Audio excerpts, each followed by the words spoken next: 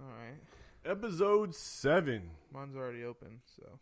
Episode 7. Connor opened his up. I have to open up too because a little technical difficulty. But guys, welcome to episode 7 of The Hunt Podcast. My name is Kenny and this is Connor.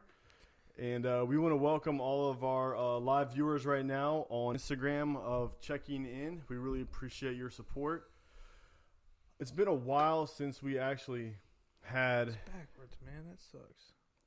American Fetcher Koozies. That's right. Bowl. American Fetcher Koozies. With a pup. It's been a while since we've been on iTunes. Light.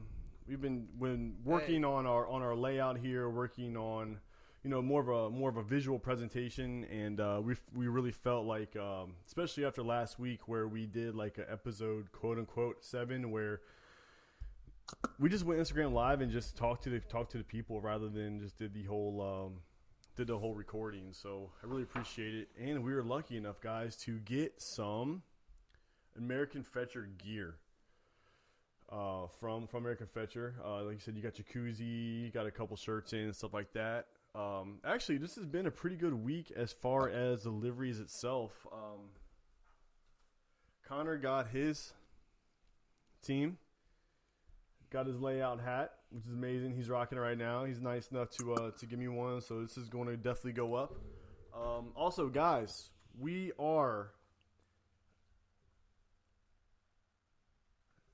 have official gear. We have official The Hunt Podcast gear. So how you will find it is you'll find us on Instagram at _Hunt_podcast. You'll find us on iTunes if you just look up The Hunt Podcast.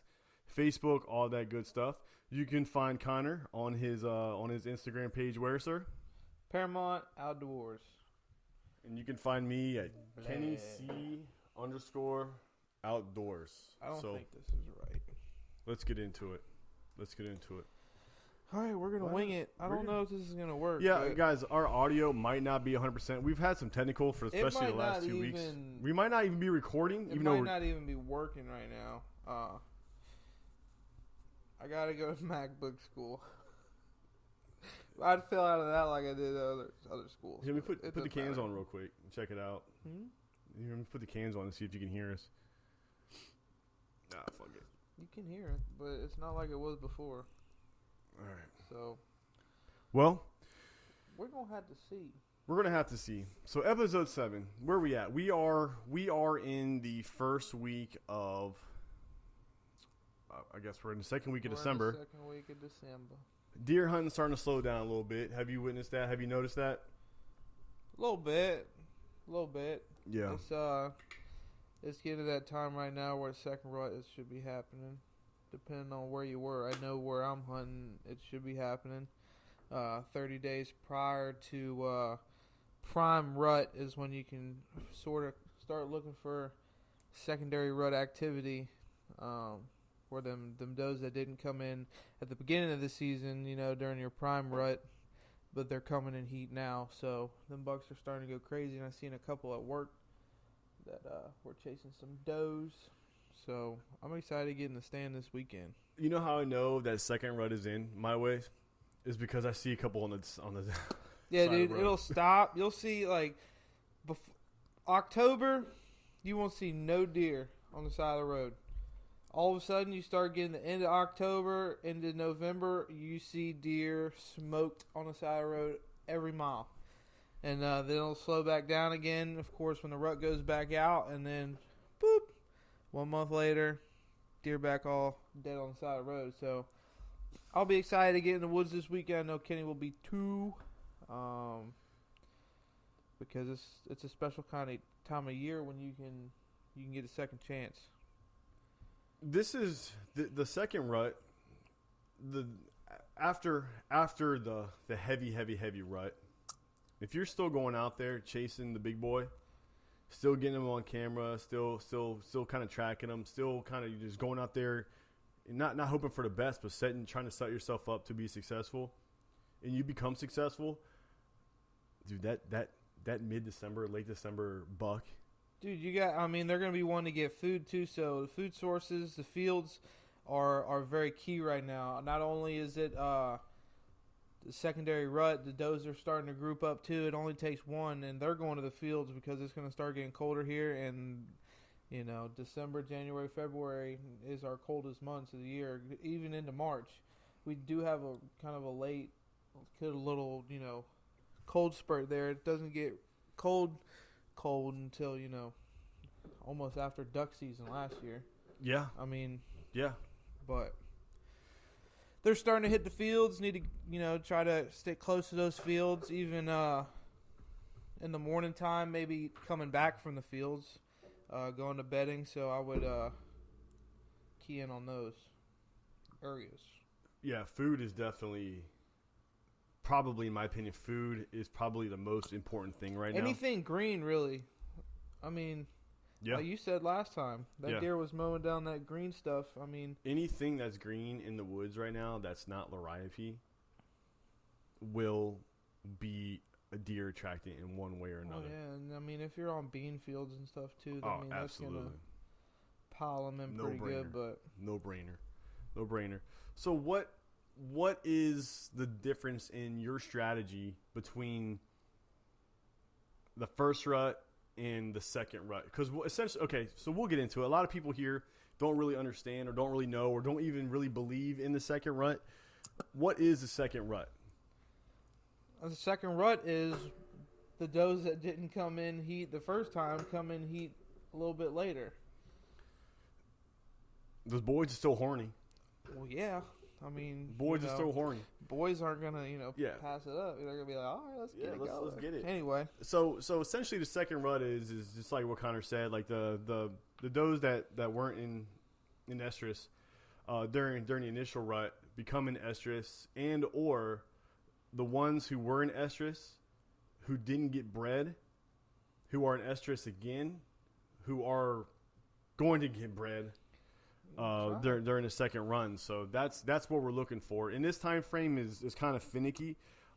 It's not as powerful as the first rut. No, it's definitely not. But you can still be looking for those kind of activities, rut activities and stuff like that. So I wouldn't look past late season at all. No.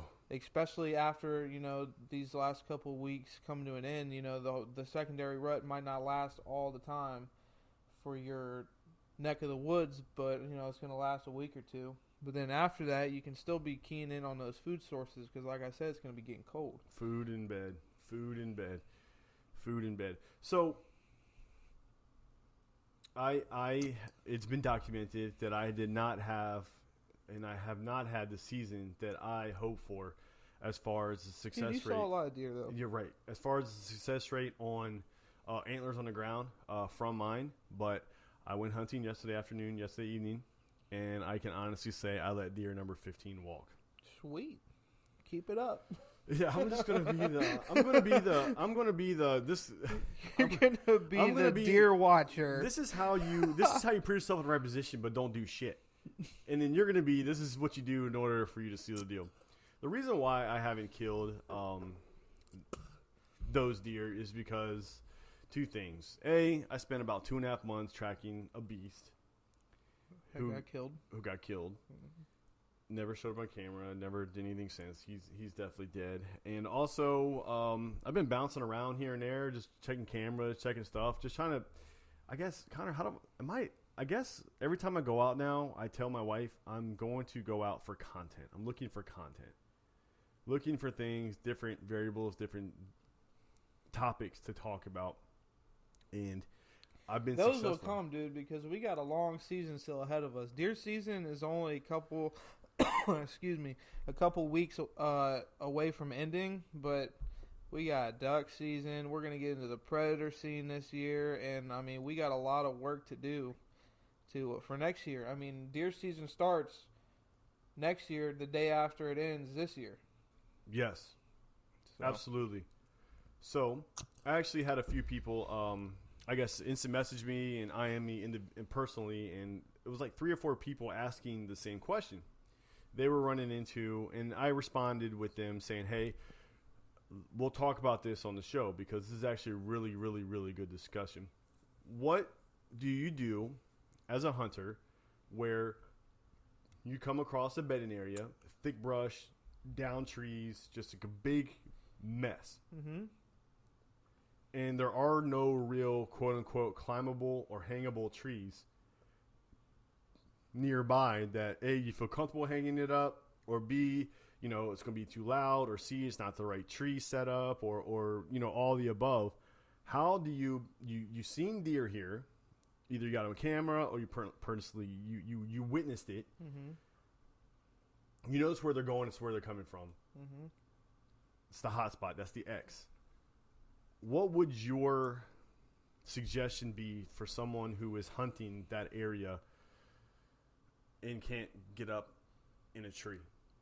Well, I would probably look to see where my closest option is, whether it be, you know, this way, that way, the other way.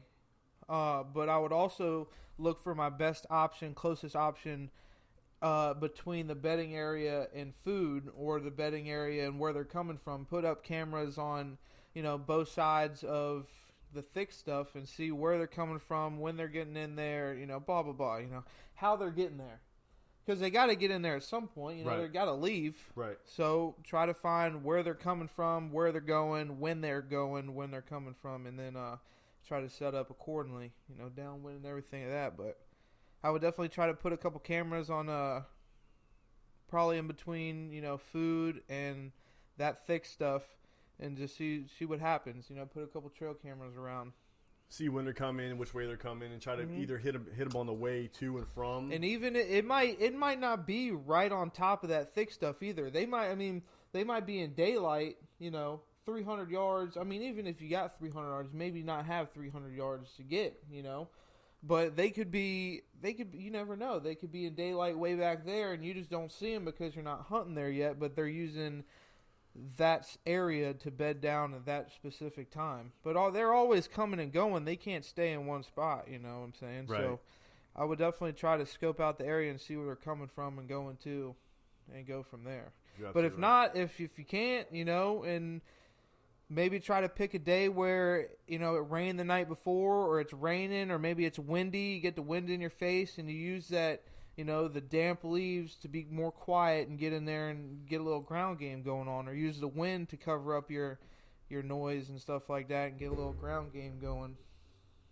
I guess it all kind of just depends. Depends on the situation. Yeah, that would actually be the same thing here. It would almost be do what you feel is best, because the worst that's going to happen is that it's not going to work.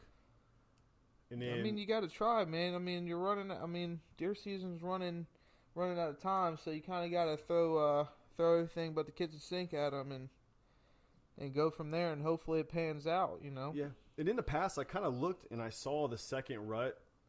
So everywhere that I've hunted in my entire hunting career, life, whatever, however you want to look at it, my tenure in the woods is I've kind of found that my trial and error with live rounds, without really damaging your next hunt or your next series of hunts, or look, you blew this place up for the rest of the year, is using the late rut for you to try these tactics with live rounds with deer that are in heat, that are chasing.